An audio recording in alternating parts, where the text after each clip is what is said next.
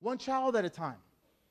See, I got a website that's going up next week called WeRememberBoston.com and Fallen Heroes of Boston.com. And as tragic as 9/11 was, Boston was just as tragic. Because as I watched the picture of the 8-year-old boy that they showed on the internet, the one interesting thing about that kid is that right before the horrific accident happened, he was smiling. His parents took him to the Boston parade, and he's just some young kid who was there, and before the tragedy, he had a smile on his face. And I looked at when that happened, and I'm sure there were black people there, white people there, people of different ages, genders, ethnicities. But the thing about it was, it really didn't matter because all people did was to go and help because it was the right thing to do. Color didn't matter. Age didn't matter. All people did, they bonded together. And there was one woman, the shrapnel hit her in the face. And this guy just got over her, and all he did was tell her, it's going to be okay. Just focus. Just breathe. I'm here for you. I have you. It's okay.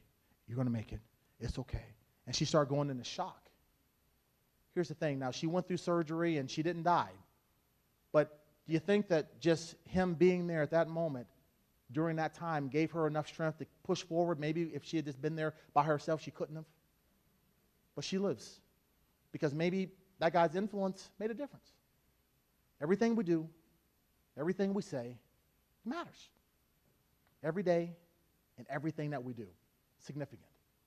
So when we begin to look at the tragedy of Boston, 9/11, and all over the world, we look at child welfare and the tragedies that happen here, but we are the people who come around, just like the guy did to that lady, and we give these kids love, hope, support, encouragement, and we do it, and we do it in a way that is rememberable and monumental because we make the biggest difference through the service that we provide these kids. And that's incredible. Because you never know. You never know what kid you have in your house could grow up and do something significant. See, they told Cher that she was ugly. They told Cher that she couldn't sing. They told Cher that she would never be anything, but Cher was a foster kid. A lot of people don't know that. And Cher went on because she had great mentors who went on to do phenomenal things. They told Marilyn Monroe, who was a foster kid, you know what, you're ugly. No one's going to look at you on the screen, but yet somebody in her life told her that she was significant, that she was special, and she went on to become the queen of the silver screen. They told some kid that, you'll never be nothing, but yet he started this little franchise in Columbus, Ohio, in my town, and these little square hamburgers, and they said no one's going to buy a square hamburger. No one's ever going to do that when you can have a hamburger home made by mama. But he said, you know what, I'm going to do it anyway, and Dave Thomas went on to do great things and have one of the greatest, most successful franchises ever. They told James Dean he would never be anything, but yet James Dean, being a foster kid, grew up and became a great actor. They told Ice-T that, no one's going to listen to this rap stuff, but yet he did it anyway, and somebody told him that he could do it, he can make it, he can do it, and he went on to become great. They told Dr. Ruth Westheimer, who was a foster kid, one of ours, that she'll never be anything in life, that she was too short. But people mentored her and helped her and guided her and things like that. And the thing about it was, you know what? When they did that, she went on to teach people how to enjoy themselves. So, yeah, you know what I mean?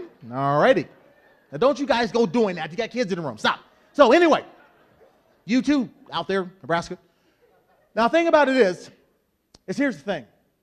Eddie Murphy, they said that he was no one.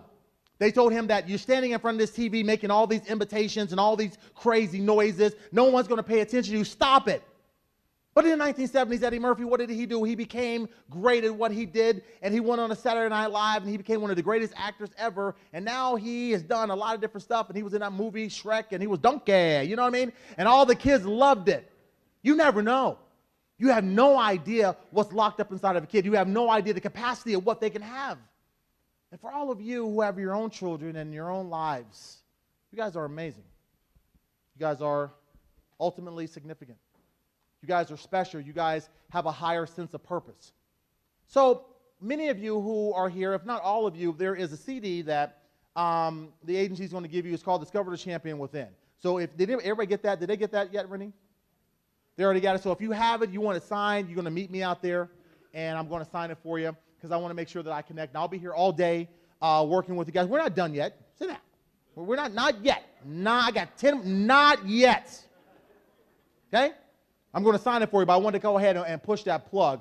And I've got some other products and services, some power packs, and if you want that, I have those as well, but we'll talk about that later. So let's wrap this up.